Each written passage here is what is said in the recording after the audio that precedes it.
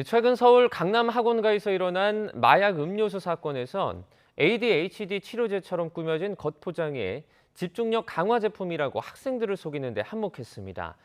실제로 ADHD 치료제가 공부를 잘하게 만드는 약으로 오남용되는 사례가 많아 청소년의 정신 건강을 해칠 우려가 커지고 있습니다. 김평정 기자입니다. 최근 서울 강남 학원가에서 필로폰 등 마약 성분이 든 음료수를 학생들에게 나눠준 사건이 발생해 충격을 줬습니다. 집중력 강화에 좋다고 학생들을 속인 음료수 병에는 주의력 결핍 과잉 행동 장애를 뜻하는 ADHD가 적혀 있었습니다. 실제로 학부모와 학생들 사이에서는 ADHD 치료제가 이른바 공부 잘하는 약으로 인식되는 경우가 많습니다.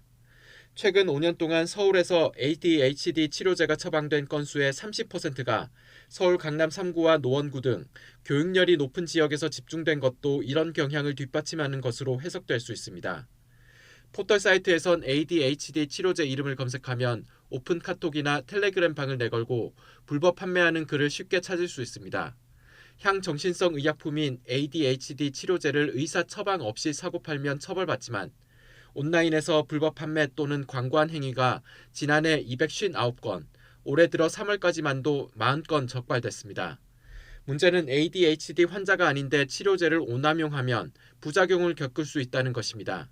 치료제 성분인 메틸페니데이트는 뇌에서 주의 집중력을 조절하는 신경 전달 물질의 재흡수를 억제해 환자의 각성 상태를 유지하는데 오남용하면 식욕 감소와 두통, 불면증 등을 겪을 수 있고 더 심한 부작용이 나타날 수도 있습니다. 일반인들이 이 약을 먹었을 경우에는 오히려 약물 부작용이 훨씬 더 많이 일어나고 좀 더 심하게 일어난다는 거가 일반적인 이론이거든요. 두통, 복통, 식욕 저하, 입마름 등이 있을 수가 있지만 조금 더 심하게 간다면은 뇌전증 발작이 올 수도 있고 또 성적 향상을 목적으로 ADHD 치료제를 복용할 경우 약에 대한 의존성이 생길 수 있다는 점도 유념해야 합니다. 주로 학업에 열중하는 시기에 학생들이 유혹에 빠지기 쉬운 만큼 불법 판매 사이트 근절 등 청소년 피해를 최소화할 대책이 강화돼야 한다는 지적도 나옵니다. YTN 김평정입니다.